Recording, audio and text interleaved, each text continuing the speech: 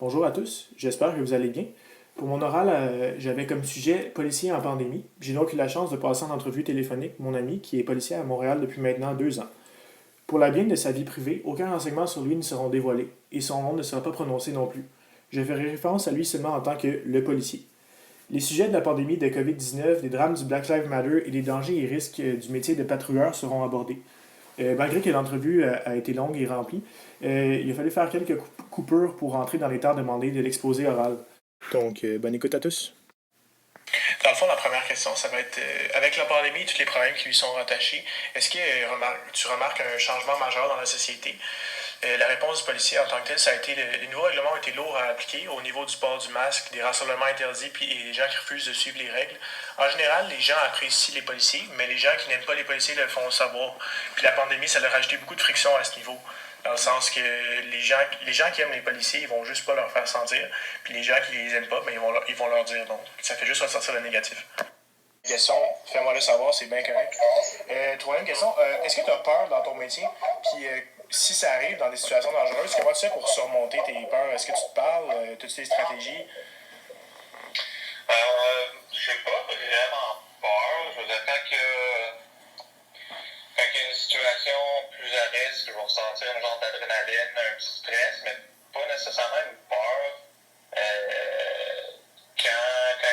Mettons, je prends un char, si je vois que c'est des gars qui sont très fort probablement criminalisés, soit je le sais déjà parce que c'est le propriétaire du char, que je vois qu'il y a un dossier pis tout, puis après ça, j'arrive au char, puis il est pas coop, comme qu'on dit, puis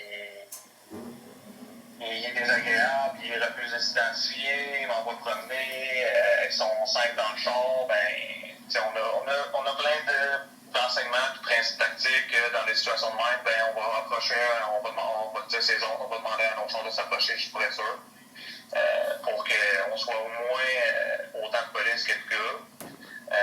Puis là, à Montréal-Nord, c'est sûr, moi je suis encore dans l'apprentissage de la réalité de ce secteur-là, mais il y a beaucoup de.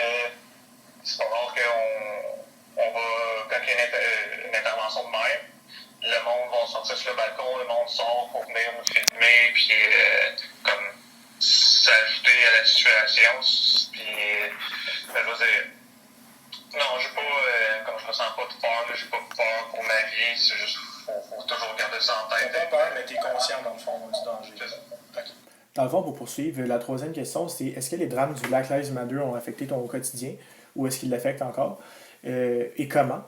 Dans le fond, lorsque le drame a débuté, il était au poste de Notre-Dame-de-Grâce. Il n'y a pas eu beaucoup de changements autres que lorsqu'il intervenait auprès d'une personne noire, il se faisait dévisager, puis il se faisait dire des commentaires comme tu devrais avoir honte et quoi que ce soit, même s'il était en train de venir en aide à la personne en tant que telle. Ils se font filmer beaucoup, beaucoup plus depuis les événements.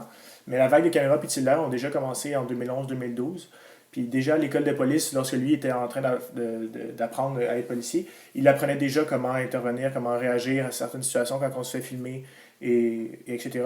Il m'a dit aussi, dans le fond, que le changement était plus dur pour les policiers d'expérience. Ça faisait longtemps qu'ils n'avaient pas le droit de se faire filmer.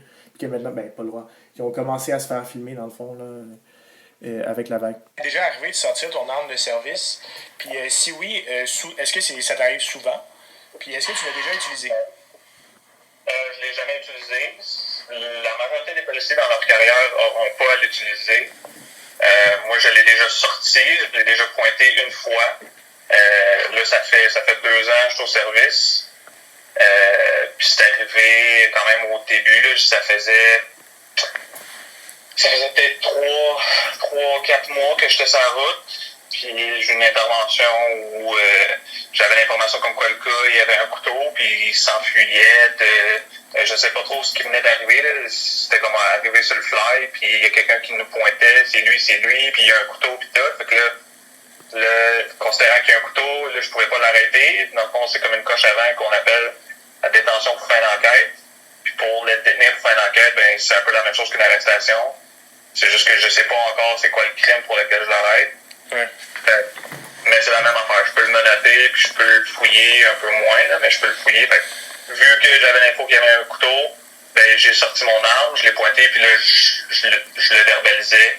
Je lui donnais des ordres pour qu'il se couche à terre. Puis une fois qu'il est couché à terre, placé dans la position que je veux, là, je range mon arme, puis je vais pas lui mettre les mains. Puis c'est ça qui est arrivé, il a collaboré, puis ça a bien été. La cinquième et dernière question, c'était « Ressens-tu tous les jours que la société est en crise? » Sa réponse a été « Oui, beaucoup de crimes sont justifiés des suspects par la pandémie. Il y a beaucoup plus de voies de fait et énormément plus de violence conjugale dû au fait que les gens sont confinés et pris à l'intérieur. Il y a des gens qui sont simplement tannés des règles et qui ne vont pas les respecter ouvertement.